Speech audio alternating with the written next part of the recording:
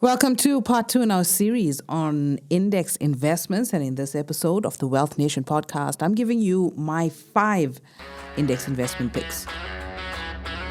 Welcome to the Wealth Nation podcast, a podcast for every mother, daughter, grandmother, sister, and wife, and the men who are smart enough to tune in. The Wealth Nation podcast brings you all you need to know about investments, business, property investments, personal finance, and all-around financial wellness. Here is your host, Yolanda Rose.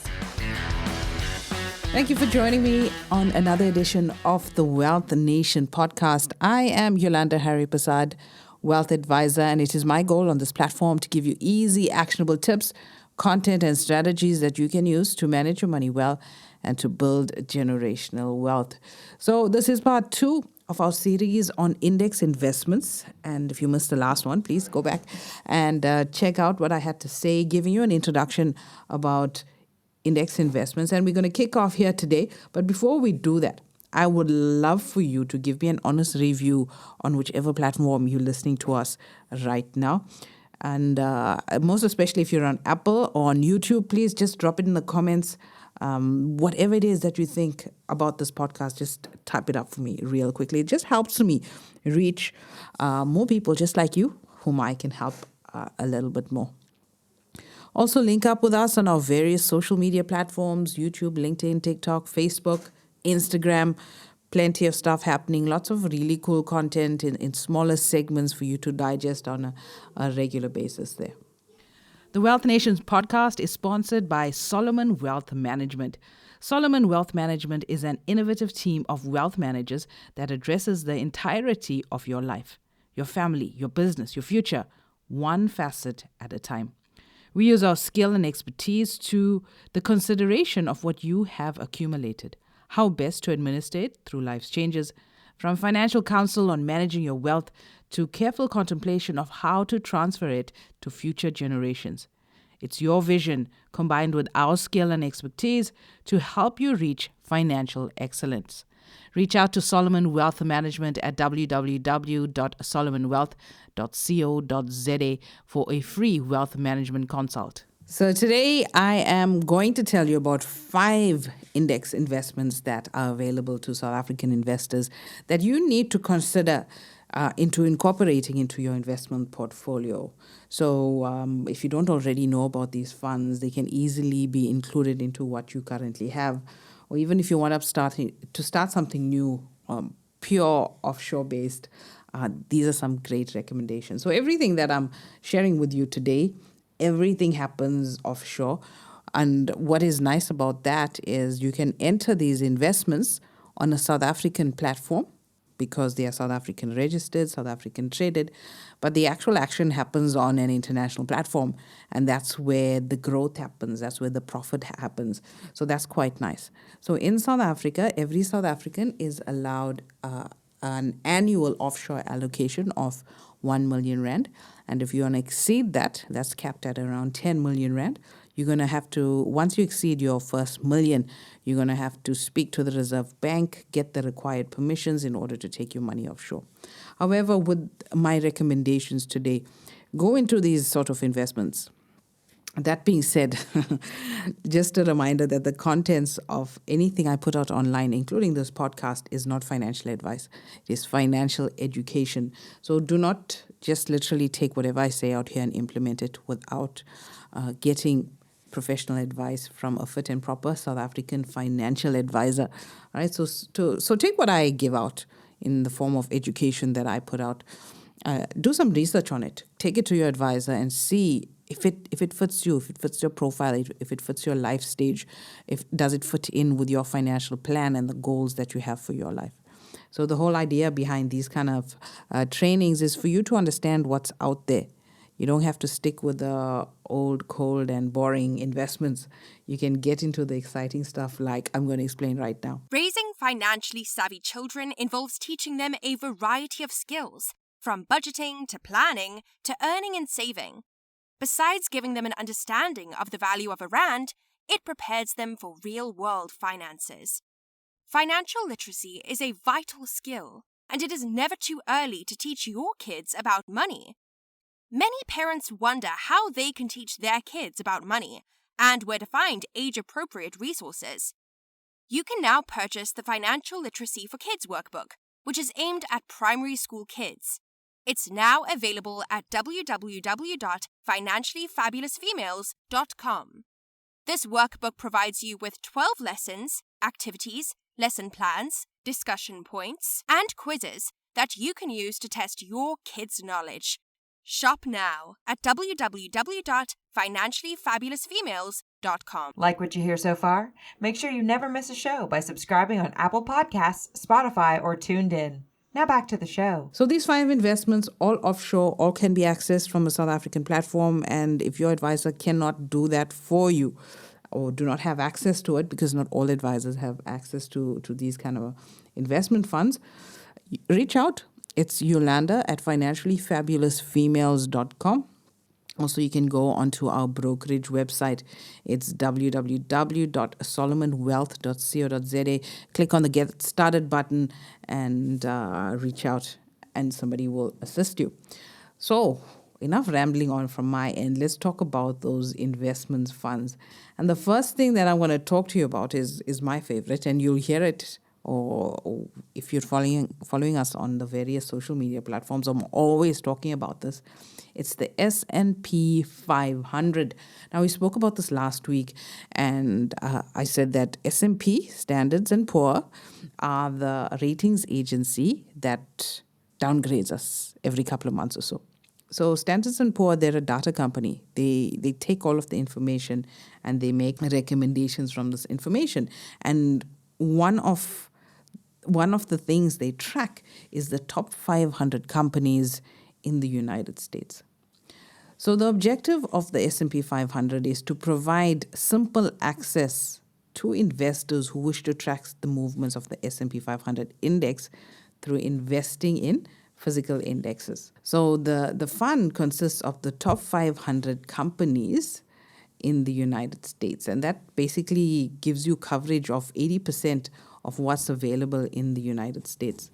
So what happens is the fund manager basically in this portfolio basically tracks the index closely as possible and most feasibly as possible by buying the securities or the assets included in that index at a similar weighting as they are included in the index. So if we find that Apple makes up 10% of the S&P 500, this fund will go and buy those assets to match the exact S&P 500. Now, you can go directly to the S&P 500 via U.S. investment company. Then you're using your offshore allocations, like I mentioned. Or you can go through a South African conduit directly into that market and take that risk and take those kind of gains as well. So whenever this index gets rebalanced, the portfolio will then purchase the newly included securities and will sell whatever has been excluded from the index. So the risk profile for this sort of portfolio, the S&P 500, is very high risk. So 100% of this fund is allocated into U.S. equities. And when we say equities, we're talking about shares in American-based companies. Well, because it's U.S. equities, it's shares in American-based companies. And because it's equities, it's very high risk. So what this fund invests in is IT, healthcare, consumer goods, financials, communication providers, industries, consumer staples. Now, every fund manager, they'll just give you a highlight like that. They can't tell you exactly what's in their portfolio because that's their secret recipe. We can't really go to KFC and ask for the recipe, right? So it's the same kind of thing with the fund managers. So ideally, you want to invest in something. If you're purely into the S&P 500, you want to hold this investment for at least 5 years plus.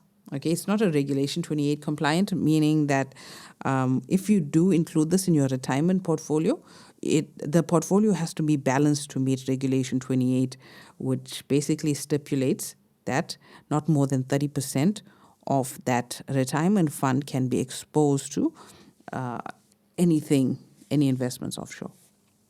All right, so you can include this into your retirement annuity, but the portfolio will have to be rebalanced. So the second index I'm recommending is the MSCI MSCI World Index. Again, another high-risk portfolio.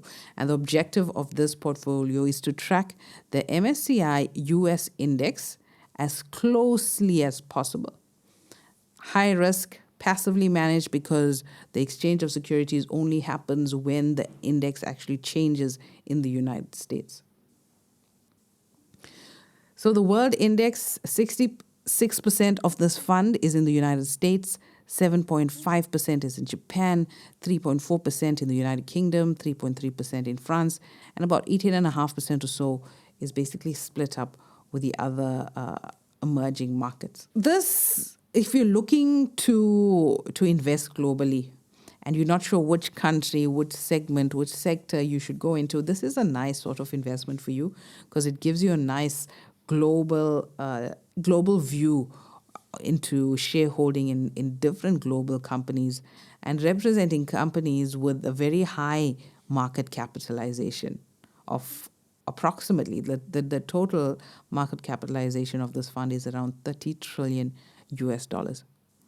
So if you're looking for those kind of high returns and you're willing to tolerate the volatility, and this is very important, the volatility and the risk, you must be able to stomach it before you jump head first into this sort of investment. Again, because it's high risk, you want to be in this kind of investment for 5 years. And this can be blended as well. And when I usually structure portfolios for clients, 20% goes into one of these 5 segments that I'm recommending to you. And I balance it off with conservative or balanced funds as part of the client's portfolio. And again, because everything is offshore, the fund is not Regulation 28 compliant.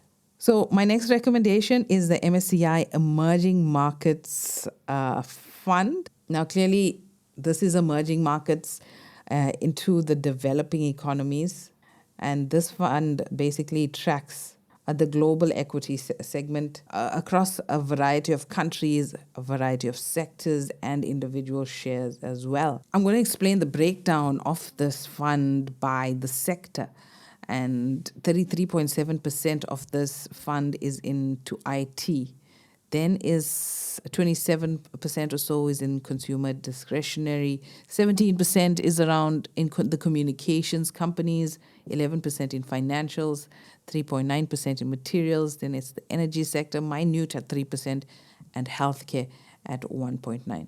So these emerging markets, countries that fall into the emerging markets category are countries like South Africa, Turkey, India, Russia, China, Brazil, Argentina. These are the emerging markets after the United States, most of Western Europe. Then you'll find the emerging markets just coming in and trying to compete with those first world powers.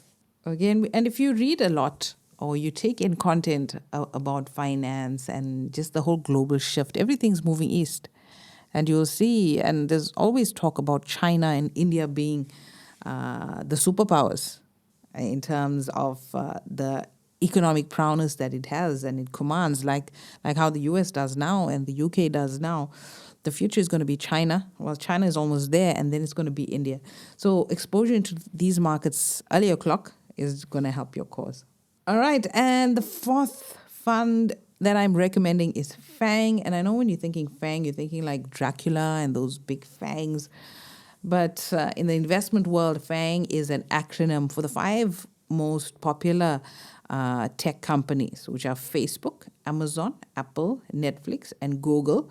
While Google's parent company is Apple, Google is a better known brand for investors. So this kind of fund aims to deliver long-term capital growth.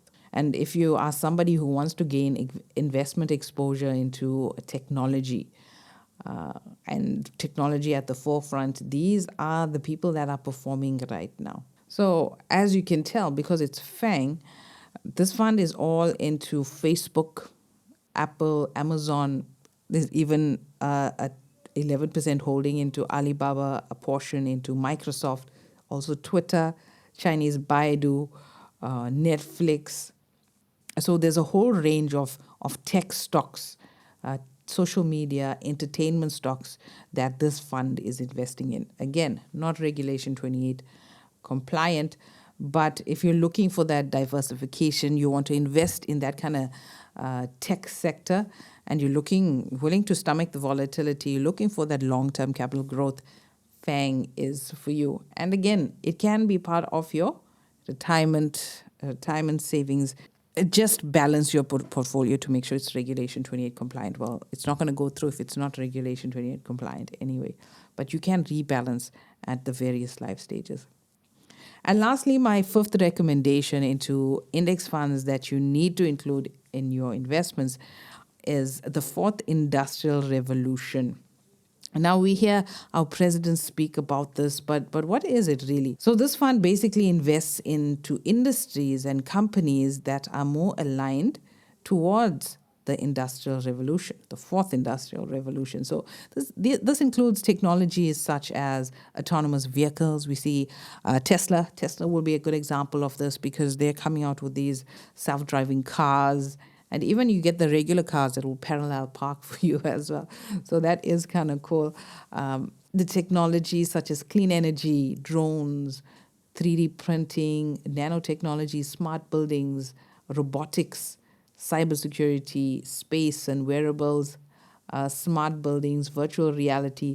So these are the kind of shares that this fund aims to hold. So the term Fourth Industrial Revolution basically brings together the physical, the digital, the biological worlds in one sort of space. So the goal of this fund is basically to track the Kensho New Economy Indexes. So these are the 21st century sectors, and it's a series of market indices designed by Kensho, which is a US-based data analytics company, very similar to Standards & Poor's, to capture exposure to companies that are involved in such industries that are just propelling us into the fourth industrial revolution. So again, this fund, all offshore, the allocation is into global equities. So, when we say equities, we're meaning shares, and global is all happening overseas. So companies that this fund invests in include Oxford Sciences, Riot Blockchain, 3D Systems, General Motors, Tesla, Ambarella, Nano Dimension, Microvision. So like I said, these are just a few, and it's all 5% and below. So there's tons of other companies that this fund is investing in. And because everything is offshore, it all happens offshore. It's not Regulation 28 compliant. But what you should know is that you can invest in this fund in a tax-free platform. In fact, all of these funds, you have access to it in a tax-free platform, which will allow you to have access to international markets. And we've spoken about some of the companies that you will have exposure to. So from a South African platform, access to overseas markets, growing at the overseas rate. Also, you're taking the risk and volatility that comes along with that as well. So these are my 5 recommendations. It's FANG, the emerging markets, it's the World Index, Fourth Industrial Revolution, and the S&P 500. So speak to your advisor about these guys. See where you can rebalance and include these. Do some research on your own before you take any of my advice. And also, if you don't have a financial advisor, if your financial advisor doesn't have access to these sort of funds on a low-cost platform, on a unit trust or ETF platform, please reach out. Solomon Wealth, we provide those kind of services, low-cost investment solutions for you guys, and I will be happy to help you out. Also, look out on Facebook and Instagram, all our social media, a new resource, investment resource, a free ebook that we're releasing this week. So look out for it. We'll make announcements on social media. All right, so that's it for me on this episode of the Wealth Nation podcast. I'll talk to you next week. Thanks for tuning in. Make sure to visit our website at www.financiallyfabulousfemales.com and sign up for our free investment masterclass.